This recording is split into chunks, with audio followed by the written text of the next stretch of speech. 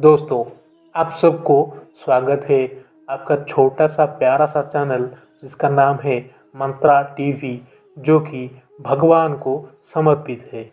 तो आपका दुख, दर्द, पीड़ा सब हरने के लिए हरि आपके पास है। हमेशा भगवान आपके पास हो सकते हैं या फिर नहीं भी हो सकते, लेकिन हम लोग जितना भी तनाव में रहे, हम हरि को सदा स्मरण करना चाहिए। और इसका सार क्या है, आपको आज इस वीडियो में पता लगने वाला है। अगर आप पहली बार आए हैं तो सब्सक्राइब कर दीजिए। वीडियो अगर अच्छा लगे तो लाइक कर दीजिए और अति निकटतर लोगों को ये वीडियो शेयर करें जो आपके जीवन में कुछ मूल्य रखते हैं। तो चलिए आज की विषय शुरू करते हैं। आज का विषय है गरुड़ पुराण और हम आज पाठ करने वाले हैं इसका अध्याय 1। दिल थाम के बैठिए और भगवान की शरण में आके अच्छे से दिल लगा के सुनिए और वीडियो को स्किप मत करना दोस्तों, क्या पता आपको पाप भी लग सकता है। चलिए शुरू करते हैं। पक्षीराज गरुड़ ने भगवान विष्णु से निवेदन किया, हे प्रभु, मैंने तीनों लोकों का भ्रमण करने के बाद उसमें रहने वाले लोगों को देखकर ये निष्कर्ष निकाला कि वो सभी दुखों में डूबे रहते हैं। मेरा अंतःकरण पीड़ा से भर गया है। स्वर्ग में दैत्यों की शत्रुता से भय है। पृथ्वी लोक में मृत्यु, रोग तथा अभिषिक्त वस्तु के वियोग से, पाताल लोक में रहने वाले नाग आदि को मेरे भय से दुख बना रहता है। लोक कल्याण के लिए गरुड़ द्वारा पूछे गए प्रश्नों का भगवान विष्णु द्वारा समाधान का सार इस पुस्तिका के माध्यम पेश करने के प्रयत्न किया गया है। पक्षीराज गरुड़ भगवान विष्णु जी से पूछते हैं, हे प्रभु, आप ये बताने की कृपा करें कि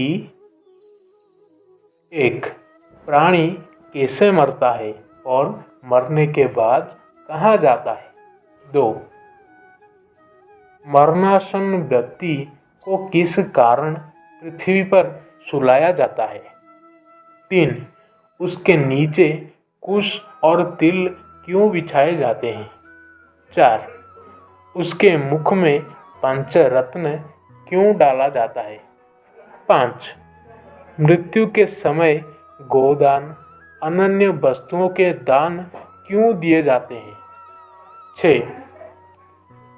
उस समय प्राणी अतिवाहित शरीर कैसे प्राप्त करता है।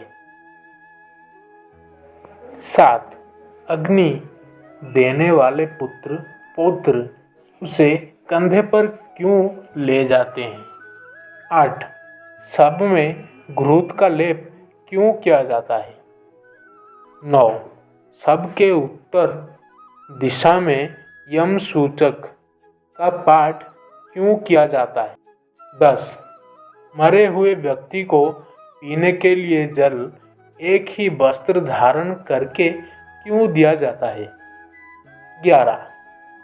सबका दाह संस्कार करके उस व्यक्ति को अपने परिजनों के साथ बैठकर भोजन आदि क्यों नहीं करना चाहिए। 12. मृत व्यक्ति के पुत्र 10वें दिन के पहले किस लिए 9 पिंडों का दान देते हैं।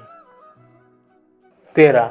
सबका दाह सत्कार तथा उसके अनंतर जल तर्पण की क्रिया क्यों की जाती है। 14. किस विधान से पितरों का पिंड दान दिया जाता है। 15. उस पिंड को स्वीकार करने के लिए उनका आवाहन कैसे किया जाता है। 16. दाह संस्कार के बाद अस्थि संयंतन और घट फोड़ने का विधान क्यों है?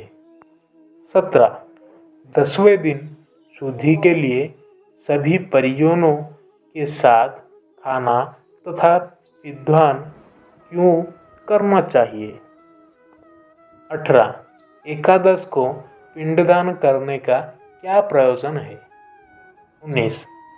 13वें दिन पत्तान आदि को क्यों किया जाता है? 20. वर्ष पर्यंत 16 श्राद्ध क्यों किया जाता है? 21. हे प्रभु, मनुष्य का शरीर अनित्य है और समय आने पर ही मरता है, किंतु मैं उस छिद्र को नहीं देख सकता जिससे जीव निकल जाता है। 22. प्राणी के अपने जीवन काल में किए गए पाप, पुण्य, दान आदि शरीर के नष्ट हो जाने पर उसके साथ कैसे चले जाते हैं? 23. मरे हुए प्राणी के लिए पिंडीकरण क्यों होता है? 24. जो मनुष्य पापी, दुराचारी अथवा हतबुद्धि है, मरण के बाद वह किस स्थिति को प्राप्त होते हैं? 25. हे उपेंद्र, मनुष्य की मृत्यु के समय उसके कल्याण के लिए क्या करना चाहिए? 26. मृत्यु और शमशान भूमि तक पहुंचने की कौन सी विधि है? 27. चिता में सबको जलाने की क्या विधि है? 28. तत्काल तथा विलंब से उस जीव को कैसे दूसरी देह प्राप्त होती है? 29.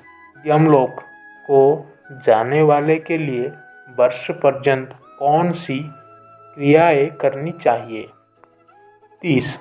दुर्बुद्धि अथवा दुराचारी व्यक्ति की मृत्यु होने पर उसका प्रायश्चित क्या है? 31. प्राचका आदि में मृत्यु होने पर पंचक शांति के लिए क्या करना चाहिए? 32. बहुत से पापों को करने पर भी इस संसार को पार कर प्राणी आपको कैसे प्राप्त कर सकता है? हे देव, आप मेरे इस संपूर्ण भ्रम को विनष्ट करने में समर्थ है। मैंने आपसे ये सब लोक मंगल की कामना से पूछा है, मुझे बताने की कृपा करें। श्री कृष्ण जी गरुड़ से कहते हैं, हे पक्षीराज, तुमने जो मानव कल्याण के लिए अपनी जिज्ञासा व्यक्त की वह सर्वश्रेष्ठ है। अब इसका समाधान सुन। जब मनुष्य अपने पिछले जन्म के अच्छे बुरे कर्म के संचित परिणामों को भोगता हुआ और इस जन्म में कर्म करता हुआ मरणासन अवस्था को पहुंच जाता है, तो शरीर में कई रोग उत्पन्न होते हैं। एक अचानक सर्प की भांति वो मौत के जकड़न में बनता चला जाता है। वो घर में आश्रयहीन, अपाहज, शारीरिक मानसिक पीड़ाओं से पीड़ित, फिर भी जीने की मन में इच्छा को लेकर दुखदायी जीवन व्यतीत करता है। जब मरणासन व्यक्ति की इंद्रियों का समूह व्याकुल हो जाता है, चेतन शरीर जड़ीभूत हो जाता है, तब अंतिम क्षणों में एक अलौकिक चेतना आती है जिसमें सभी लोग एक जैसे दिखते हैं। उस समय वो कुछ बोलने योग्य नहीं रहता और प्राण शरीर को छोड़कर यमराज के दूतों के साथ चल देते हैं। जब प्राण शरीर को छोड़ते हैं तो बहुत कष्टदायी होते हैं और ऐसा दर्द होता है जैसे 100 बिच्छुओं ने डंक मारा हो। उसके मुंह में झाग बनती है और सारा मुंह थूक से भरने लगता है। उस समय जो प्राणी दुखात्मा होते हैं उन्हें यमदूत अपने पाशबंधों में जकड़कर मारते हैं। जो अच्छे कर्मी होते हैं उन्हें स्वर्ग के पार्षद सुख पूर्वक अपने लोक को ले जाते हैं। भीमकाया दुराकृति यमराज के दूतों को देखकर ही पापियों के मन में भय उत्पन्न हो जाता है।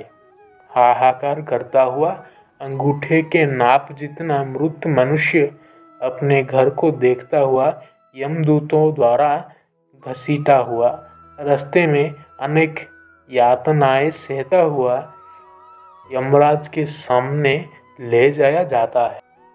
जीव अति भयानक यमराज की काया को देखता है और फिर उसके आदेश पर तुरंत वापिस अपने मृत स्थान पर यमदूतों के साथ आ जाता है। वो वापिस अपने शरीर में जाने की कोशिश करता है, पर यमदूत उससे के गले में फंदा डाल रहते हैं। उसे भूख और प्यास बहुत सताती है और बहुत रोता है। अपने पुत्रों द्वारा अर्पित की हुई चावल की खीलों को वो खाता है, फिर भी भूख नहीं मिटती। जिन आत्माओं को ये खीलें नहीं मिल पाती वो सुनसान जंगल में भटकती रहती है।